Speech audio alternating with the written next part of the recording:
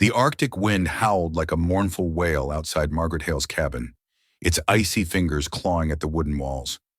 Inside, the dim glow of an oil lamp cast flickering shadows across the room. Margaret sat in her worn armchair, her hands resting on her lap, her gaze fixed on the empty space beside her. It had been nearly a year since Samuel, her husband of 30 years, had succumbed to the brutal winter. The homestead they had built together, once filled with laughter and warmth, now felt like a tomb. Margaret moved through her days like a ghost, her grief a heavy shroud she couldn't shake.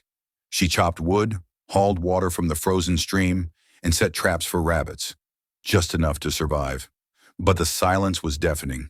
The only sound was the creak of the wind and the occasional shuffle of Buck, Samuel's old horse, in the small barn. Buck had been Samuel's pride, but now he stood listless, his once strong frame growing weaker with each passing day. Margaret couldn't bring herself to look at him for too long. He was a painful reminder of all she had lost. That evening, as she sat by the window, her breath fogging the glass, she noticed something unusual in the distance. A dark shape barely visible through the swirling snow. It was motionless, half buried in the drifts. Her heart quickened. Something was out there. Margaret pulled on her heavy coat and boots, the cold biting at her skin as she stepped into the storm. The snow crunched under her feet, each step a struggle against the wind. As she neared the shape, it took form, a horse, its ribs protruding, its coat matted with ice. Its breathing was shallow, its eyes half closed, as if it had already accepted its fate. Margaret hesitated. The Arctic was unforgiving, and animals perished every day. She had enough to worry about without taking on another burden. But as she turned to leave, the horse exhaled a weak, shuddering breath, a sound so fragile it pierced her heart. She knelt beside the animal, brushing ice from its mane. It was a stallion, once majestic but now reduced to skin and bones. His legs trembled as he tried to lift his head, but he was too weak. Margaret's hands shook as she touched his neck, feeling the faint pulse beneath his frozen coat. "You're not done yet," she whispered, her voice hoarse from disuse. "Not yet." With a strength she didn't know she still had, Margaret began breaking the ice around him, her fingers numb from the cold. She whispered to him, her words soft but urgent. "Come on now, don't quit on me." The horse's ears twitched at her voice, and for a moment his eyes met hers. There was a flicker of life in them, a spark of will to survive. Margaret knew she couldn't leave him. Dragging the stallion back to the cabin was a battle against the elements. The blizzard intensified, the wind howling like a banshee as snow stung her face. Margaret tied a makeshift rope harness around the horse's chest and pulled with all her strength, her muscles screaming in protest. The stallion stumbled, his legs buckling under his own weight, but Margaret refused to give up. "You're not dying out here," she muttered through gritted teeth. "Not today." Hours passed, each step a monumental effort. By the time they reached the cabin, Margaret was on the verge of collapse. She led the horse into the barn, where the meager warmth of the space offered a small reprieve from the cold. She threw blankets over him, rubbing his legs to restore circulation, and forced him to drink melted snow.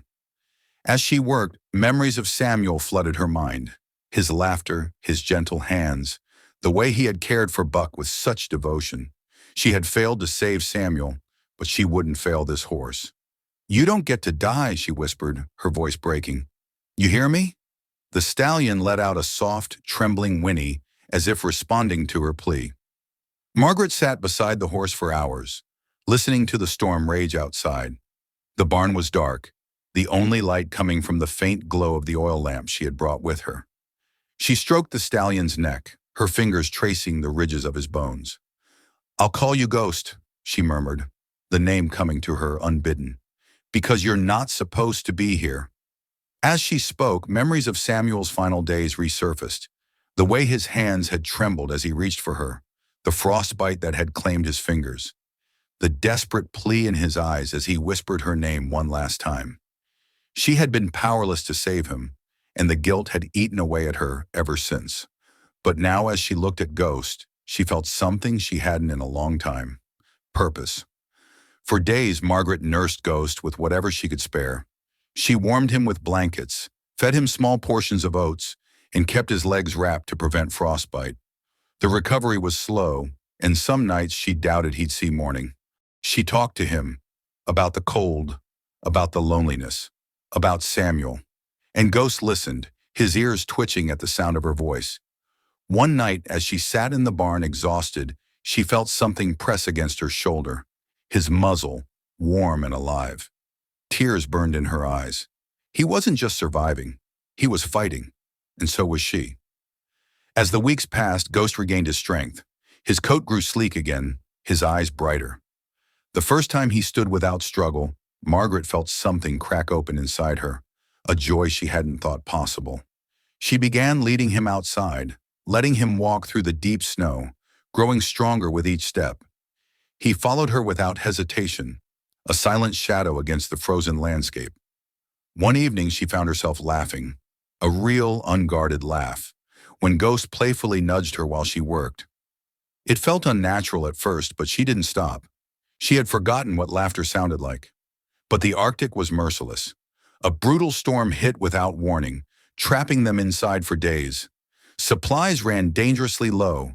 Ghost grew restless, sensing her worry. Then, the wolves came. A hungry pack, driven by the cold, circled the barn at night.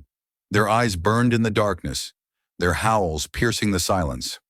Margaret knew they could smell weakness, Ghost's scent, his recovery. She gripped her rifle tighter. She had already lost too much. She wouldn't lose him too. The attack came swift and sudden. A desperate wolf lunged at the barn door. Ghost reared, kicking at the walls, his survival instincts flaring to life. Margaret fired into the air, her heartbeat deafening in her ears. The wolves hesitated, snarling. Then another shot, and they scattered. When silence returned, she turned to Ghost. He was breathing hard, but he stood tall, defiant. For the first time, Margaret truly saw him, not as a broken creature needing rescue, but as a survivor, just like her. Spring came slowly, thawing the endless white. Ghost had fully recovered, his strength returning in full. Margaret knew what that meant. He was ready, and so was she. One morning, she saddled him up. It was time to let him run. But as she let him out, he hesitated, watching her with an intensity that stole her breath. Margaret whispered, "You don't owe me anything, boy." Ghost snorted, pawing the ground. And then he ran, a thunderous burst of life against the fading snow. Wild, free, alive. She watched until he disappeared beyond the horizon, her heart full but aching. Margaret expected the emptiness to return, but something had changed. She felt lighter, as if she had shed some of the grief that had weighed her down for so long. And then, one evening, just as the sun dipped below the ice fields, she heard it, a distant whinny. She turned, breath catching. Ghost stood on the ridge watching her. And in that moment, Margaret knew she had saved him, but he had saved her too. The frozen wasteland was beginning to thaw. The heavy weight of winter had begun to lift, revealing patches of earth beneath the melting snow. The wind, once howling with fury, now whispered softly across the land. The ice no longer claimed everything in its grasp.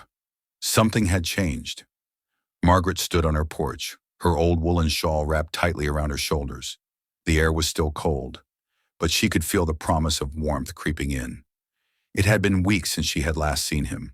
The horse, the one she had fought to save, the one who had given her a reason to keep going. She had known he would leave eventually. That was the way of things.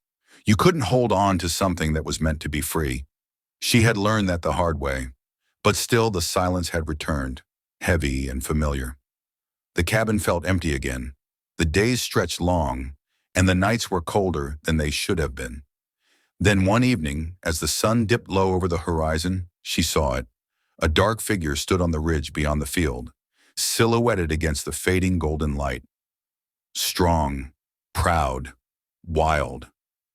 Her breath caught. The horse, for a long moment, neither of them moved. He stood there watching her, as if making sure she was still there, as if something still tethered them together, even across the distance. Margaret swallowed the lump in her throat and lifted a hand, not to call him back, not to claim him, just a silent acknowledgement of everything they had been through. The horse let out a deep exhale, his breath fogging in the cold air. Then slowly he turned and disappeared beyond the ridge, vanishing into the wilderness where he belonged. Margaret didn't cry. She only smiled, a small, knowing smile, because she understood now. She had saved him. But in the end, he had saved her too.